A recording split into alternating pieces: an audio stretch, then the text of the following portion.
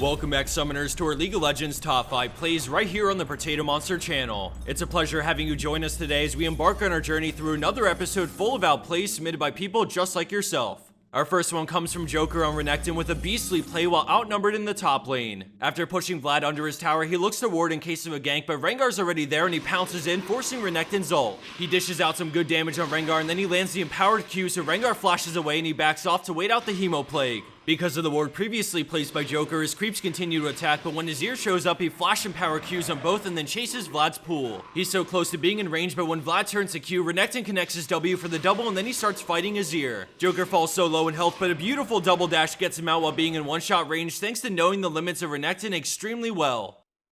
Up next in our lineup, we have another champion we don't usually see within our top 5s, with the Eldu playing Master Yi. He was looking to clean up the low health Vi in the enemy team, but she made it away, so now he's in a weird spot. Garen gets the silence off, which gets chained into Vi ult as Yi drops low, but he W's a ton of the burst from Vi and then Alpha strikes her for the kill. He kites away into the last second, Alpha striking Garen's Q by jumping to the creep and then he takes off, but Garen's closing in. Right before Yi gets silenced, Garen's Q falls off, so he turns with an auto before kiting for a moment and meditating the fatal blow, which allows him to get the double. He has no time to catch his breath because the enemy Ziggs is here to clean up, so he makes the break for it, but Ziggs flashes in to block the escape. Right before dying, another Alpha Strike gets him out of the minefield, and then Ziggs goes for the Mega Inferno Bomb, but a beautiful Meditate reduces the damage enough for him to survive. With no flash up, Hecarim gets a free kill on Ziggs, making this a 3 for nothing.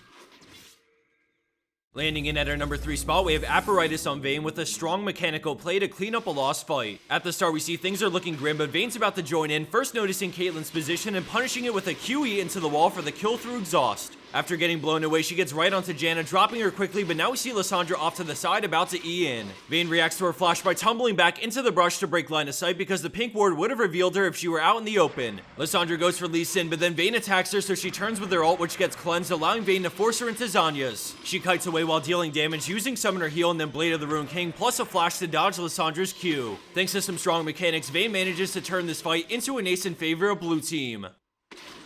Coming in at second place, we have Cinnamon on Orianna, and currently at the start of this play, both teams are neck and neck, so this fight looks like the tipping point for either team. Red team is better positioning with the Scuttle Crab, while Veigar and Yasuo zone them from getting any shots at Dragon. All of a sudden, it bugs out and resets, but Veigar gets jumped on by Rengar, so the whole team turns to fight. Veigar goes down, but then Orianna moves the ball, going for a preemptive shockwave as Nunu starts channeling Absolute Zero. Orianna's ult hits all 5, which sets up the 5-man last breath into Absolute Zero, and just like that, you blinked and Red team's back in this. They feel confident in this 2v2, so they press on, both going after different targets to secure the final 2 kills that pick him up the ace.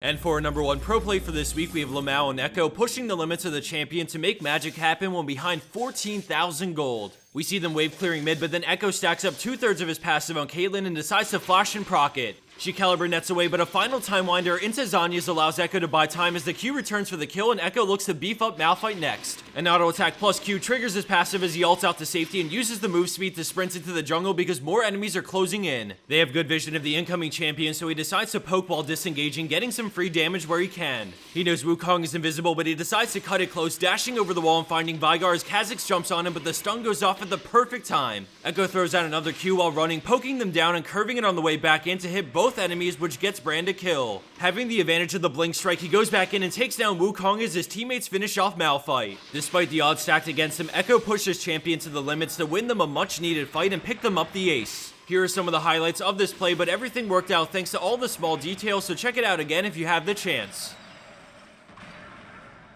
And for our bonus clip of the week, we have iOS on Alistar with a thrilling play to deny the backdoor support style. Take a look at the minimap and you'll quickly realize that blue team is pushing for the win while the enemy Graves and Jarvan backdoor. Instead of sending back a carry, for some reason only Alistar is recalling, but at this point it's just about too late for anyone else to bother going back.